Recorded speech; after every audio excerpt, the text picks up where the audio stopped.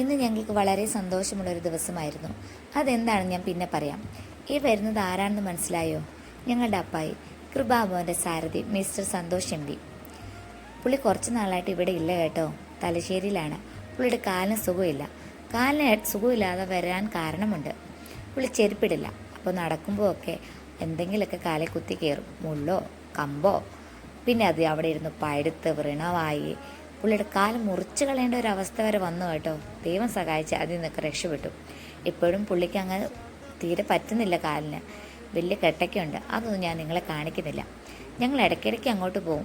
പുള്ളി ഇടയ്ക്ക് ഇങ്ങോട്ട് വരും. ഞങ്ങൾ കൂടുതൽ അങ്ങോട്ട് പോകാനാണ് പതിവ്. കാരണം പുള്ളിക്ക് എപ്പോഴും ഇങ്ങോട്ട് വരാൻ കാലിന് ബുദ്ധിമുട്ടുള്ളതുകൊണ്ടാണേ. ഇന്ന് വരാനൊരു കാരണമുണ്ട്. അതാണ് അമ്മായുടെയും അപ്പായുടെയും 20ാം വിവാഹ വാർഷികമായിരുന്നു ഇന്ന്.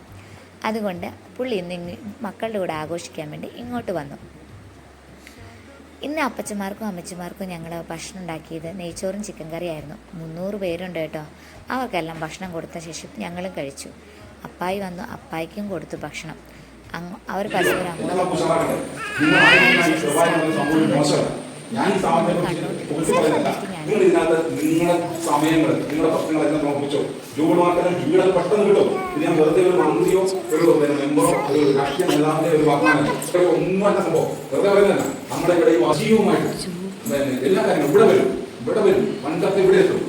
അതുപോലെ അതിനുശേഷം സ്റ്റാഫ് അംഗങ്ങളെല്ലാം കൂടി ചേർന്ന് അപ്പായിയുടെയും അമ്മയുടെയും വെഡ്ഡിങ് ആനിവേഴ്സറി ചെറിയ രീതിയിൽ ആഘോഷിച്ചു. ഒരു കേക്കൊക്കെ മേടിച്ച് മുറിച്ചു.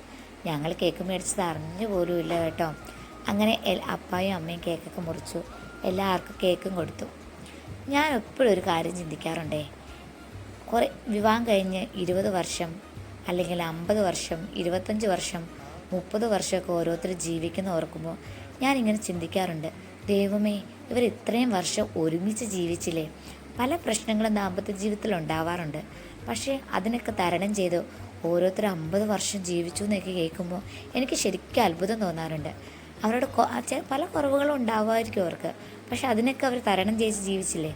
ഞാനൊക്കെ 4 വർഷമായിട്ടുള്ള വിവാഹം കഴിഞ്ഞിട്ട് ഇവരെയൊക്കെ കാണുമ്പോൾ എനിക്ക് ശരിക്കും അത്ഭുതം തോന്നാറുണ്ട്. പിന്നെ രാത്രി ആയപ്പം കുഞ്ഞാറ്റേനെയും മിന്നൂസിനെയും വെച്ച് ഞങ്ങൾ ചെറിയ റീലൊക്കെ എടുത്തു. ഇപ്പോഴത്തെ പുതിയ ട്രെൻഡാണല്ലോ മഞ്ഞപ്പൊടി. അങ്ങനെ ചെറിയ രീതിയിൽ അതൊക്കെ എടുത്തു. രാത്രിയായപ്പോൾ ഞങ്ങൾ കുറച്ച് എല്ലും കപ്പയും ഉണ്ടാക്കി. അപ്പായുടെ ഫാമിലിയിൽ നിന്ന് എല്ലാവരും വന്നിട്ടുണ്ട് കേട്ടോ. അപ്പായുടെ പെങ്ങളും ഫാമിലിയും അപ്പയുടെ അനിയനും ഫാമിലിയും അപ്പയുടെ അച്ഛയൊക്കെ ഉണ്ട്. ആ പ്രായമായിട്ടുള്ളത് അച്ഛയാണേ. അമ്മ ഇവിടെ തന്നെയാണ് കുറച്ച് നാളായിട്ട്. അതിനുശേഷം ഞങ്ങൾ കപ്പ ബിരിയാണിയൊക്കെ കഴിച്ചു. നല്ല രസമുണ്ടായിരുന്നു. പിന്നെ അപ്പായ്ക്കും അമ്മയ്ക്കും സമ്മാനമൊക്കെ കൊടുത്തു. അവരങ്ങോട്ടും ഇങ്ങോട്ടും സമ്മാനം കൊടുത്തു. അങ്ങനെ ഇന്നത്തെ വിവാഹ വാർഷികം ആഘോഷിച്ചു ഞങ്ങൾ.